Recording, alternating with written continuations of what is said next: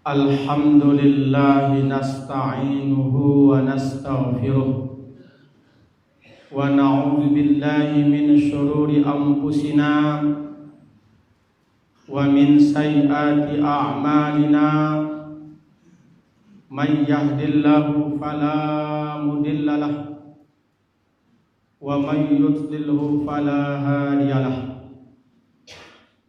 Asyhadu an la ilaha illallah wahdahu la syarika lah wa asyhadu anna Muhammadan abduhu wa rasuluh la nabiyya ba'dah. Allahumma salli wa sallim wa barik ala sayyidina Muhammad wa ala alihi wa sahbihi wa mawalah, amma ba'd. Faya ayyuhal muslimun rahimakumullah, usikum wa nafsi bitaqwallahi faqad fajal muttaqun.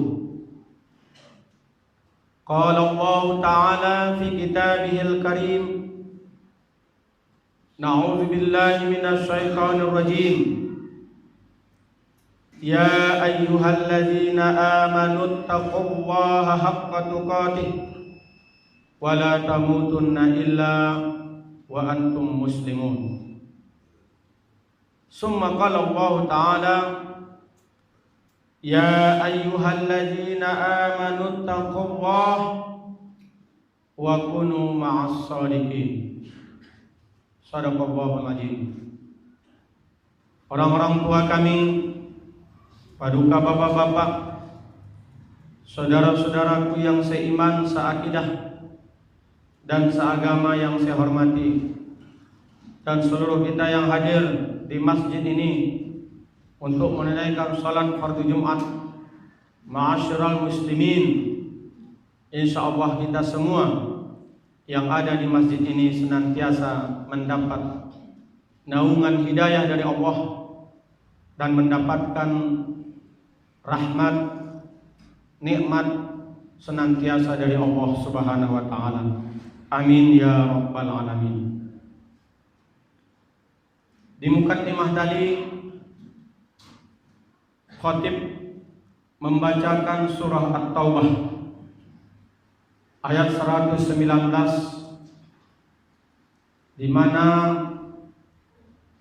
Allah Subhanahu wa taala berfirman, A'udzu billahi minasyaitonir rajim.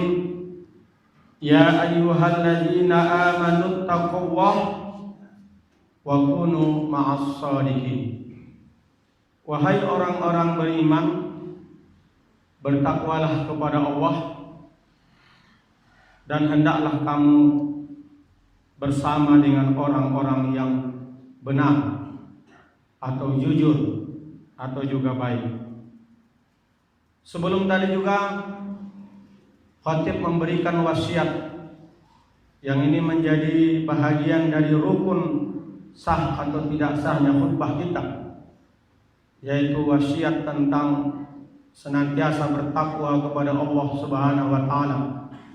Ya ayyuhalladzina amanu taqullaha haqqa tuqatih wa la tamutunna illa wa antum muslimun. Allah Subhanahu wa taala melalui pesan khatib ini mengingatkan kepada kita agar senantiasa beriman kepada Allah serta bertakwa dengan sebenar-benar takwa. Kalau kita kaitkan kepada surah At-Taubah ayat 119 tadi, di mana Allah Subhanahu wa taala menyerukan kepada orang beriman, ya ayyuhalladzina amanu taqullaha, wahai orang beriman bertakwalah kepada Allah. Tetapi di sini Allah memerintahkan kepada kita, wa kunu ma'as shadiqin. Hendaklah kamu senantiasa bersama orang-orang yang jujur, orang yang shadiq, orang yang benar, orang yang baik. Ma'asyiral muslimin sidang jemaah Jumat rahimakumullah, ini mengindikasikan bahwa kualitas keimanan dan ketakwaan seseorang bisa dilihat dari sama siapa dia bergaul, sama siapa dia berteman, sama siapa dia berkumpul, dan sama siapa dia untuk menyatukan ide, pendapat, gagasan. Itulah kenapa Rasulullah SAW pun dalam sebuah hadis sahih yang diriwayatkan oleh Imam Ahmad, Rasulullah bersabda yang bunyinya, "Ar-rajula ala dini khalilihi falyanzur ahadukum man yukhalil." Seseorang itu, kata Rasul, tergantung agama teman dekatnya. Maka hendaklah kalian memperhatikan sama siapa kalian berteman dekat. Hadis ini sahih dan mengatakan bahwa agama seseorang itu tergantung pengaruh dari sama siapa dia bergaul, sama siapa dia dekat-dekat. Kalau istilah politik ada pembisik-pembisik, siapa yang membisik-bisikkannya? Kalau yang membisikkan orang-orang staf ahlinya, pembisik-pembisiknya adalah orang-orang yang tidak jujur, orang yang tidak baik, orang yang tidak benar, hasilnya juga akan tidak benar. Makanya Allah Subhanahu wa taala tegas memerintahkan orang beriman, kalau ingin bertakwa kepada Allah, carilah pergaulan kita dengan pergaulan-pergaulan yang baik. Makanya orang tua sangat mengharapkan agar anak gadisnya mendapatkan suami yang jujur, suami yang saleh. Karena setidaknya suami yang jujur akan mampu mempengaruhi istrinya juga akan baik. Begitu juga kita mungkin orang tua yang punya anak laki-laki mengharapkan akan mendapatkan istrinya atau menantu kita, menantu yang baik, saleh, yang jujur. Kenapa? Supaya juga setidaknya anak kita mendapat bias dari kebaikan istri yang salehah. Itulah kenapa Rasulullah SAW mengajarkan kepada kita agar bersahabat dengan orang-orang yang dapat memberikan kebaikan dan sering menasihati kita. Sehingga di dalam sebuah hadis yang diriwayatkan oleh Imam Bukhari, bahkan di dalam hadis yang lain dengan hampir sama redaksinya diriwayatkan oleh Muslim, Rasulullah bersabda, "Masalul jalisis salih wal jalisis sawi kama salisahibil miski wa kiril haddadi la ya'damuka min sahibil miski imma tastaribih aw tajidu rihah wa kirul haddadi yufrikul badanaka aw saubaka aw tajida minhu rihan khabisah." Seseorang yang duduk atau berteman di satu majlis dengan orang solih dan orang yang jelek adalah bagaikan misalnya berteman dengan pemilik minyak mis atau minyak wangi dan pandai besi. Jika engkau tidak dihadiahkan minyak mis atau tidak mampu membeli minyak wanginya, engkau bisa membeli darinya atau minimal dapat baunya yang dipercikkannya kepada kita. Adapun berteman dengan pandai besi, jika engkau tidak mendapati badan atau pakaianmu hangus terbakar, tapi minimal kalau kita dekat-dekat dengan orang yang pandai besi, kita akan dapat baunya yang tidak enak. Hadis riwayat Bukhari. Ibnu Hajar Al-Asqalani mengatakan hadis ini menunjukkan larangan berteman dengan orang-orang yang dapat merusak agama maupun dunia kita. Dan hadis ini juga menunjukkan dorongan agar bergaul dengan orang-orang yang dapat memberikan manfaat dalam agama dan dunia. Ma'asyiral muslimin sidang jemaah Jumat rahimakumullah. Indikator atau ciri-ciri tempat-tempat atau majelis-majelis yang baik, pastilah itu masjid.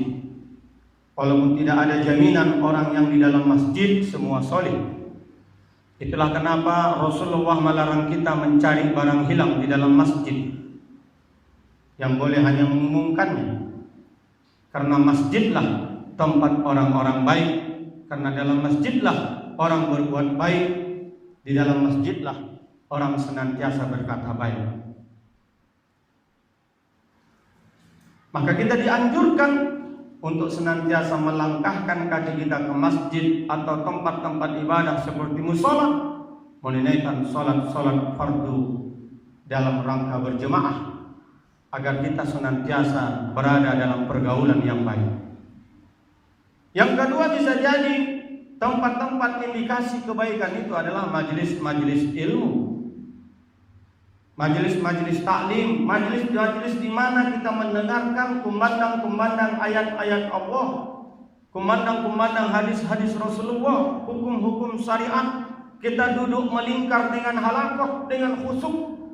Ini adalah, sampai kata Rasulullah, adalah taman-taman surga sebelum taman yang sebenarnya. Maka kita harus memperhatikan kumpulan-kumpulan kita, organisasi-organisasi anak kita harus sudah jelas visi daripada kumpulan itu, organisasi itu bisa membiaskan dia mendapatkan kebaikan agama dan kebaikan di dunia. Ma'asyiral muslimin, sidang jamaah Jumat rahimakumullah. Apalah kira-kira manfaat dan untungnya kita berteman dengan orang baik? Pastilah banyak, dan takkan mungkin bisa kita sebutkan satu persatu di dalam khutbah ini. Tapi setidaknya dengan berteman dengan orang baik, orang soleh, setidaknya kita akan terus menjadi orang yang terus belajar menjadi orang baik, bukan menjadi orang yang mengaku paling baik dan paling baik. Kalau berteman dengan orang soleh, pasti dari malas-malasan beribadah akan semakin giat beribadah. Dan yang paling menarik, kalau kita bergaul dengan orang soleh, berteman dengan orang soleh, orang yang jujur, orang yang baik, dia akan menutupi aib kita. Karena hadis di mana Rasulullah SAW bersabda, man sataral muslimah wa satarallahu fid dunya wal akhirah. Barang siapa yang menutupi aib saudara muslimnya, maka Allah akan menutupi aibnya di dunia dan di akhirat.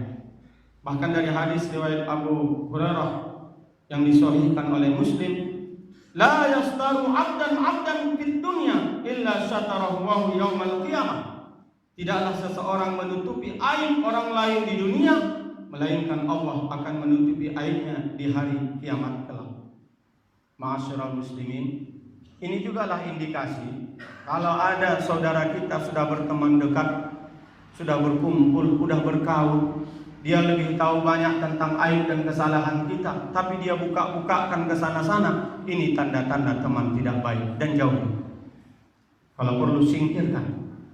Orang yang membukakan aib saudaranya dengan bangga, kecuali kata ulama membukakan aib dalam rangka menegakkan kebenaran dan menuntut sebuah hukum, boleh. Karena kalau kita tidak bukakan, maka tidak akan bisa kita menghadirkan bukti dan saksi. Tetapi kalau tidak ada keuntungan untuk kebenaran, tidak ada keuntungan untuk menegakkan hukum, saudara kita yang tidak sholat sekalipun tidak boleh kita umbar-umbar dan kita bilang-bilang sampai satu kampung, apalagi satu kota.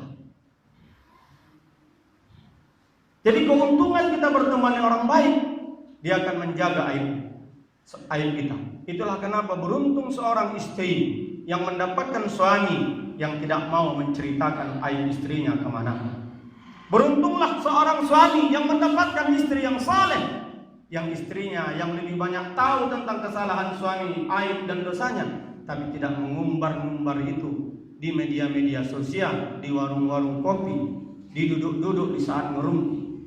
Itu adalah kenikmatan yang luar biasa ketika Allah menitipkan seorang istri yang dia tahu banyak kelemahan dan kesalahan kita, tapi dia tidak banyak membukakan itu kepada semua orang. Ma'asyiral muslimin sidang jamaah Jumat rahimakumullah. Juga kita akan bangga kalau ada saudara kita yang tahu tentang kesalahan kita, tapi dia menutupi aib kita. Bahkan bisa jadi kita pun sanggup membayar uang dengan istilah uang tutup mulut agar dia tidak bicara.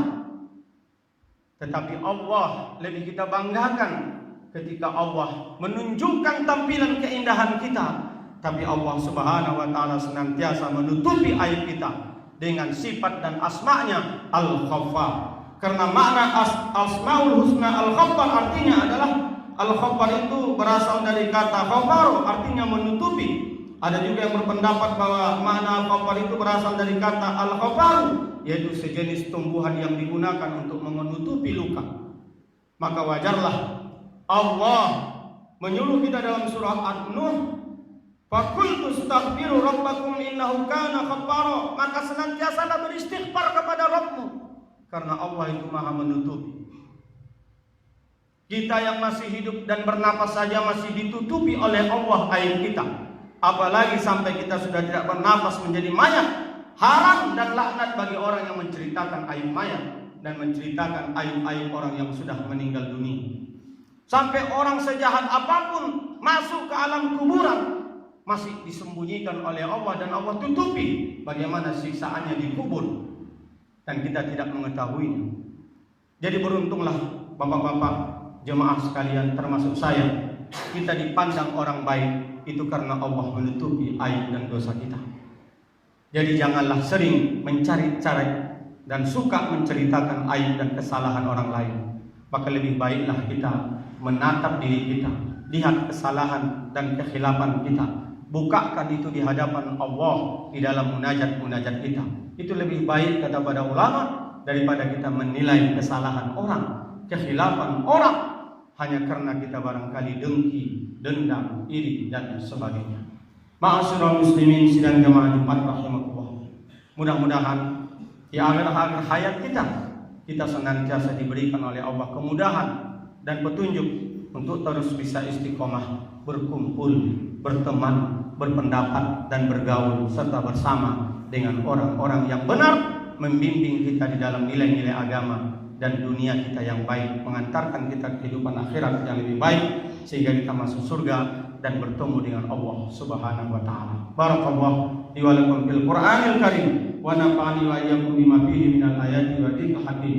Aqulu qawli hadza fastaghfiruh innahu huwal ghafurur rahim.